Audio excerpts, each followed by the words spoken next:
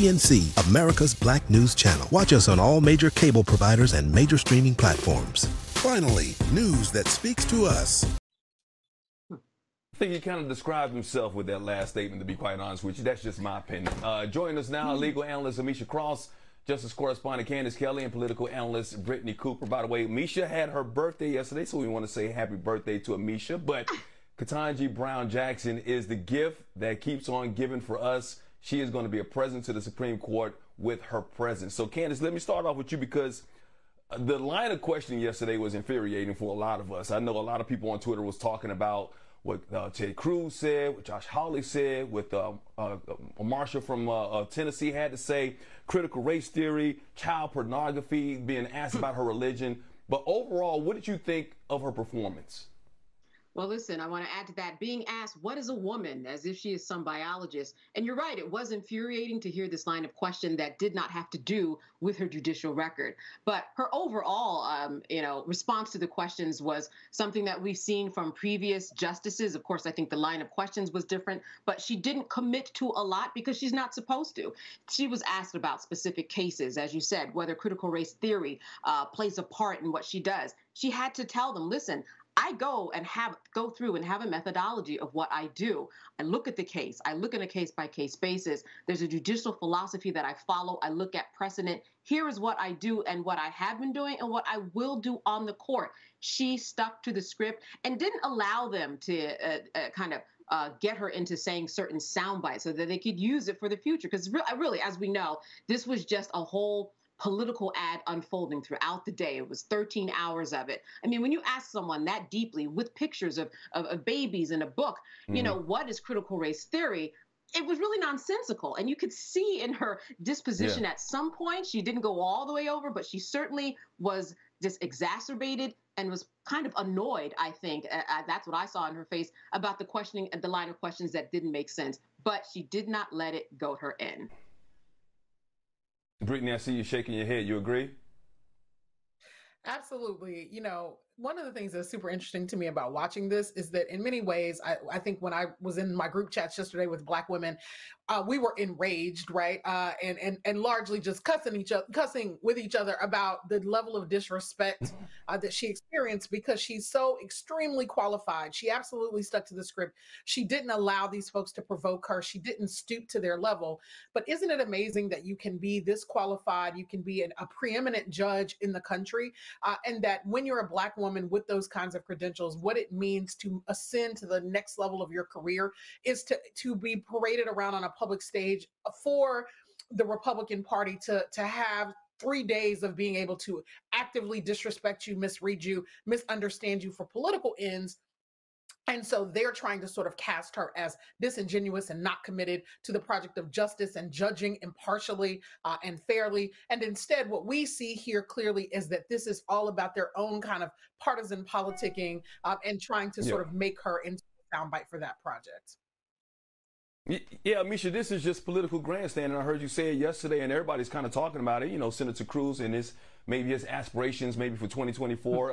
What was his point? This whole coming out with a book that he probably didn't even read himself. He probably still doesn't know what critical race theory is. What do you think his overall point is?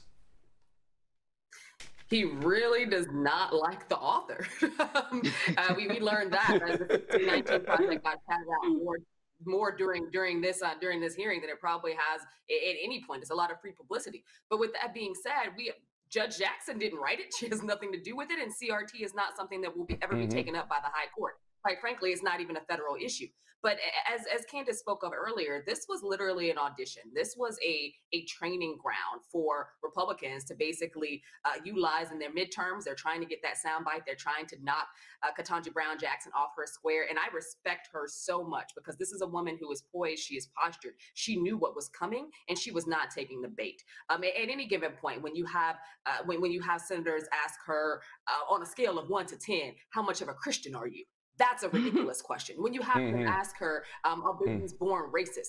When you have them ask her not only about CRT, but, why do radical leftist groups support her? When you had Lindsey Graham actually posit another Supreme Court justice who was nominee, well, not nominee, but somebody who was categorically there from South Carolina, another Black woman, and talk about her and why she didn't get there and his preference for her over Ketanji Brown Jackson. This had absolutely nothing to do with Ketanji Brown Jackson at all. This was literally a shilling. This was a showcase of Republicans to basically try to throw anything at the wall to see what sticks for their elections in 2022 and 2024. I honestly felt bad for the first Black woman to actually be seated in this space, to have to even answer or even respond to some of these completely erroneous and ridiculous questions that were quite frankly ignorant. Ted Cruz knows better.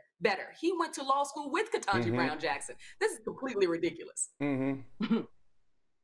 But let's give it up for our girl. She was composed. She was strong.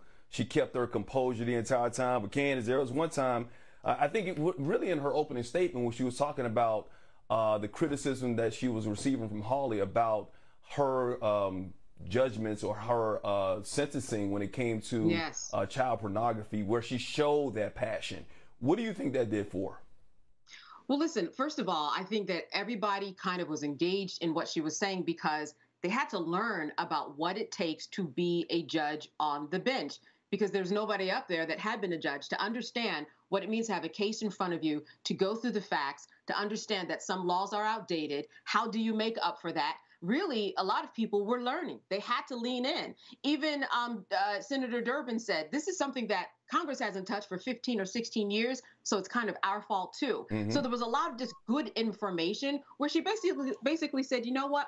Let me school you about some things. This is how it goes. These are kind of mitigating circumstances. This is what's happened and changed in the digital space. This is what I've had to do in order to make up for that. And let me tell you what it's like to be a judge. I love those moments where they just had to sit back and say, oh yeah, because we don't know anything about that. And that's also what makes her a good candidate. When she gets on the Supreme Court, there will be 8 other people who don't know anything about what she's been through. And that's the credibility that she brings to the table. So I think that even though I'm glad that the pedophilia questions were asked, because it was something that we all need to understand.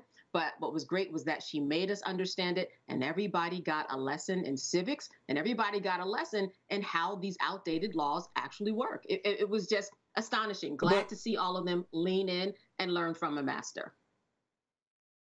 And Brittney, I think you brought this. I think it's got to be insulting, especially for a Black woman who is overly qualified for this position, to listen and be lectured by lawmakers who have no idea what the law is when it comes to the Supreme Court. And she's giving them she's schooling them on any question. She's keeping her composure and still throwing it back out to her. But I want to ask you guys this, because look, we see this. This is theater all the time, no matter if it's a Democratic nominee or Republican nominee. Aren't the senators' minds pretty much already made up before the confirmation hearings? Is there an opportunity, do you think that there's any senator, Republican or Democrat, regardless of who the nominee is, has already said, you know what, depending on what they ask or what they answer, I'm going to make my judgment then?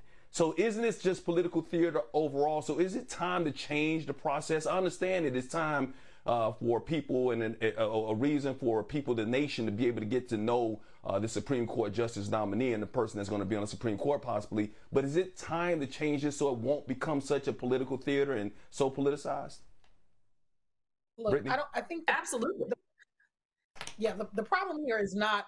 The problem here is not going to be solved by merely changing the process, right?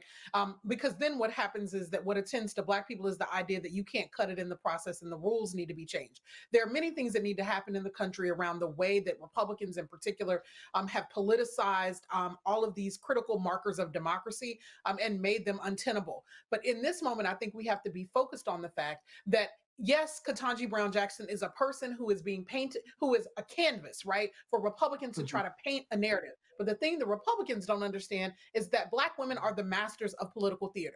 That is what it means to be a Black woman in this society, right? That is why her facial expression stayed the way that they did, betrayed things when necessary, but not too much, because we have people who say disrespectful things to us all of the time, and we still have to perform at the highest levels and never tip our hand. That is a kind of performance that we have mastered, and our democracy, frankly, rides on Black women's ability to do that and to stay cool-headed. So changing the process is not going to solve the problem of Republican partisanism, right, and the ways that they have poisoned our capacity for good, fair deliberation about these issues. Brittney, and I hear what you're saying, and I understand what you're saying, because when it comes to Black women being disrespected, I'm talking about overall, no matter what. We saw this with Kavanaugh, we saw this with Comey, we saw this with Barry. So this is part of it. No matter who the nominee is, Democrats are going to come after a Republican candidate. Republicans are going to come after Democratic candidates. It's just an opportunity for them to basically showcase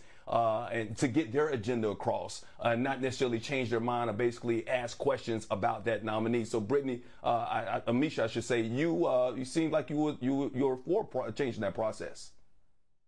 Well, to your point, for hours on end, we've seen this happen with candidate after candidate. This isn't the first Supreme Court justice nominee that I've seen go through a haranguing. But we have to realize that this isn't the way the process was designed. For 127 years, there were no Senate confirmation hearings for Supreme Court justices at all. It only became the case when those Supreme Court justices weren't all white Christian men.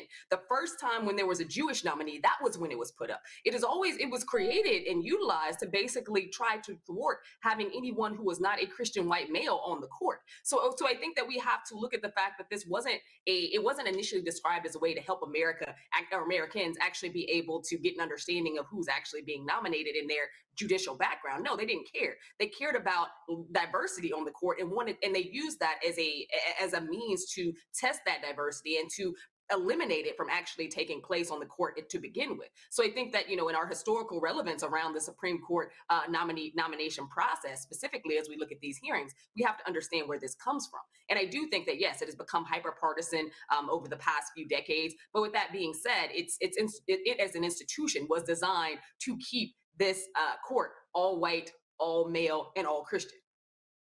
And Mike, when you get to this point, they're just seeing whether or not you are going to lose any votes. As you said, she's got all the votes. Is she going to do anything to lose any of the votes that she is really basically guaranteed? Of course, that didn't happen. But even outside of this process, any process in Congress, it's always theatrics. When they are on the floor, they can say anything they want. They can do anything they want. They've got immunity. And that's why they've got this carte blanche power to say, hey, I can even make up lies, which essentially that is what they were doing in their questioning. By their questioning, they were accusing and almost saying, this is who you are, someone who believes critical race theory. But that happens all the time outside of the Supreme Court justice process. Just any day in Congress, you're going to have the theatrics. That is the way that we have been doing it for a long time. Not saying it's right, but that's par for the course. Yeah, I know what's going on. Look, the lady's been before them 3 previous times, and nobody was asking these questions before. But now that the nation is watching and the cameras are there, it's an opportunity for them to basically give the red meat to the base that they want to give to the base. Misha, Brittney, Candace, Sharon ain't here, but I guess that was maybe like the Supreme Court version of Sharon's table without Sharon's table. I can't do it like Sharon, but I appreciate you guys allowing me to come in here and try and sit in her seat for just a second. We'll check back in with you guys a little bit later on.